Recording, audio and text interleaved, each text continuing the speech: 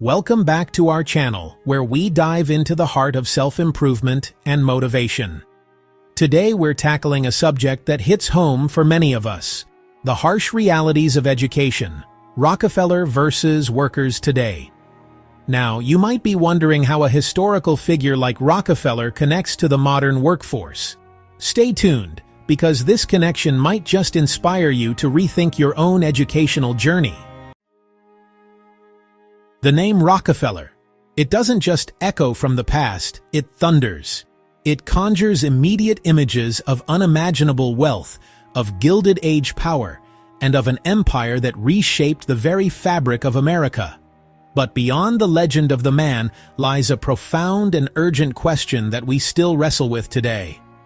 What is the true relationship between education and monumental success? We are taught to believe that one directly leads to the other, but the story of John D. Rockefeller presents a powerful, complicated, and perhaps even uncomfortable challenge to that fundamental assumption. John D. Rockefeller was not just a business magnate, he was a symbol of a new American enterprise, an architect of the modern industrial world. His company, Standard Oil, didn't simply dominate the oil industry, it consumed and redefined it. Through a combination of breathtaking innovation, ruthless efficiency, and what his rivals decried as fiercely predatory competition, he forged an empire of a scale the world had never seen. His methods were a masterclass in strategic thinking and relentless ambition. But here is the core of the paradox. This titan of industry, this master of systems and scale, was not a product of higher education.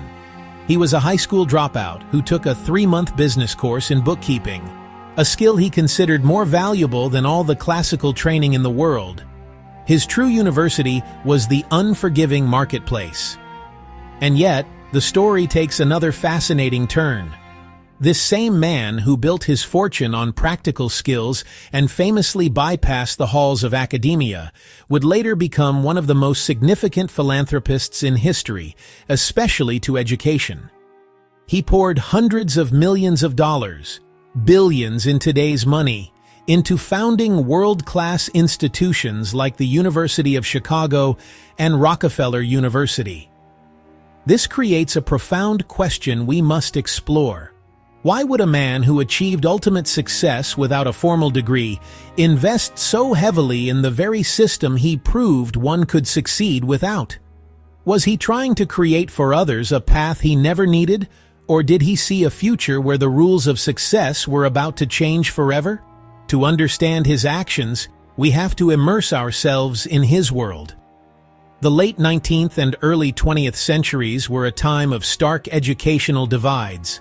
For the privileged few, education meant Latin, rhetoric, and philosophy at elite private universities. But for the vast majority, for the sons and daughters of farmers and factory workers, the world Rockefeller emerged from, the reality was entirely different. It was a landscape of humble, often one-room schoolhouses, where formal learning frequently ended after just a few years. The goal wasn't intellectual enlightenment, it was basic literacy and arithmetic, just enough to read a bill of lading or manage a household budget. For millions, the real education happened on the job, through apprenticeships, on the factory floor, or behind a clerk's desk. Education, as we think of it, was a luxury, a distant privilege, not a fundamental right. Now, let's snap back to our present reality. In many ways, we live in the mirror image of Rockefeller's world. Today, education is more accessible than at any point in human history. A university campus is in every major city. Online courses reach every corner of the globe, and a college degree is often framed not as an advantage, but as the mandatory price of admission for a stable career. But this accessibility has come at a cost. We are a society drowning in over $1 trillion of student debt, haunted by questions about the real-world value of our credentials and facing a growing chasm between academic theory and the practical skills demanded by the modern economy. This brings us to the central question of our journey together. In our relentless pursuit of degrees and credentials, have we lost sight of the raw ambition, the practical skills, and the strategic audacity that truly build empires and change the world. That is the true, enduring legacy of Rockefeller we must now confront. Fast forward to today. The landscape of learning has transformed into a vast, intricate, and often bewildering ecosystem.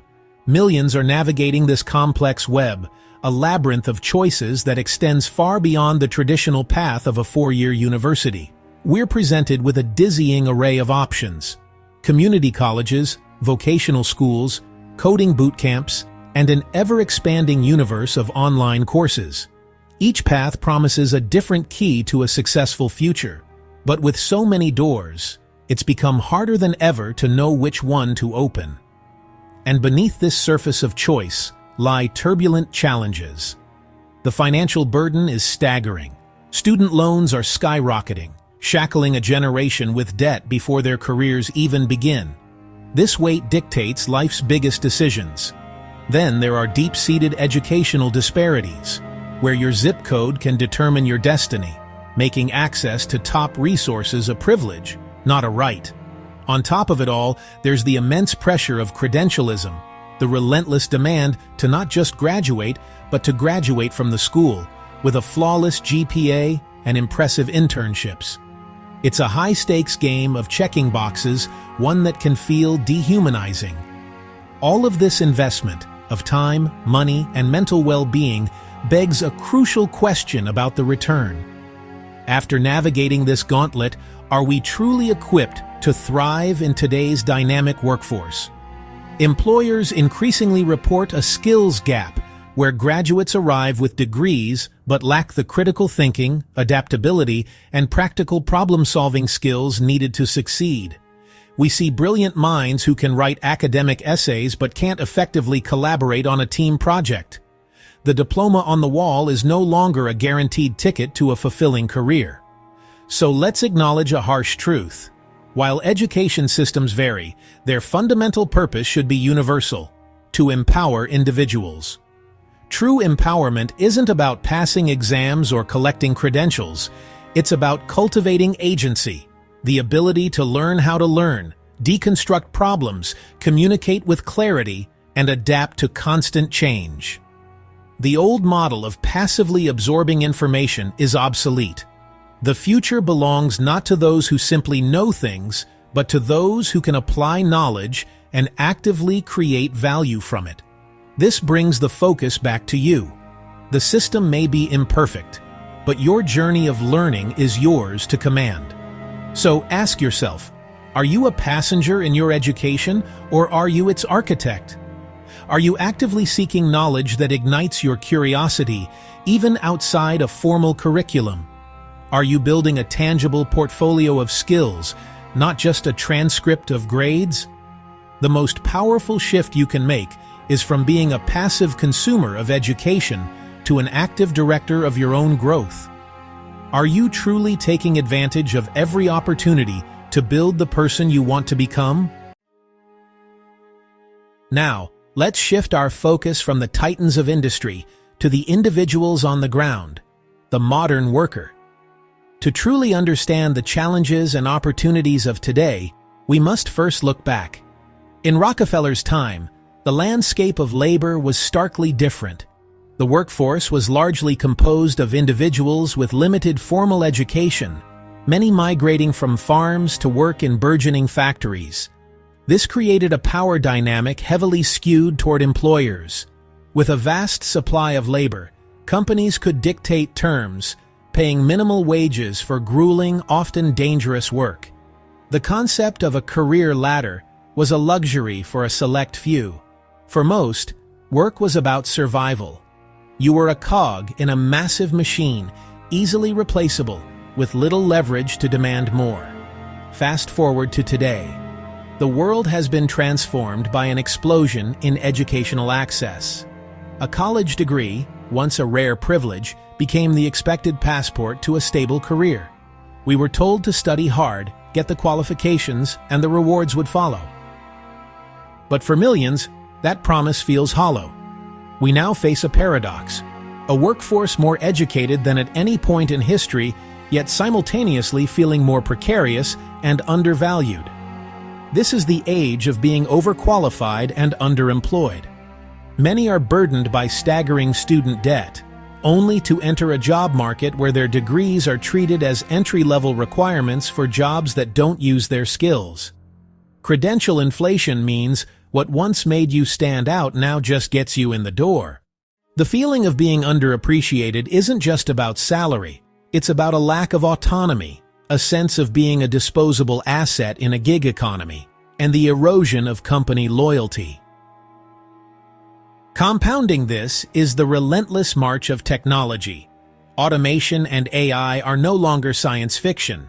They are actively reshaping industries, making some roles obsolete while creating new ones that demand entirely different skills. The ground is constantly shifting. Faced with this discouraging reality, it's easy to feel powerless. But this is precisely where motivation becomes not just a feeling, but a strategy. This isn't about blind optimism, it's about calculated action. The critical question is no longer just, how do I get a job? But how do I build a resilient, adaptable career that can withstand the shocks of the modern economy? How do you rise above and become a standout in your field, not just for an employer, but for yourself? It begins with a fundamental mindset shift, recognizing your intrinsic worth, separate from your job title or diploma. Your value is the unique combination of your skills, experiences, and your potential to grow. From there, you must invest relentlessly in continuous, targeted self-improvement. This means looking beyond traditional degrees to acquire practical, in-demand skills through online courses, freelance projects, or mentorships. It means building a portfolio that showcases what you can, not just what you have studied. Don't let your educational background dictate your future. The old ladders are disappearing. It's time to get the tools and build your own. Take control. Think about it. Education isn't just about passing exams. It's about acquiring skills and knowledge that apply directly to the real world. Are you learning how to network, manage your time, or even negotiate your salary? These skills are what fuel success. Set aside time each week to develop these essential life skills. I want to hear from you. What challenges have you faced in your educational journey? Drop your experiences in the comments below. Let's support one another in this journey of growth. If today's video resonates with you, don't forget to hit that like button. Subscribe for more motivational content that empowers you to take charge of your education and career. And remember, just like Rockefeller, your path may not be straightforward, but with persistence and a willingness to learn, there's no limit to what you can achieve. Let's turn those harsh realities into stepping stones for success. Until next time, keep pushing forward.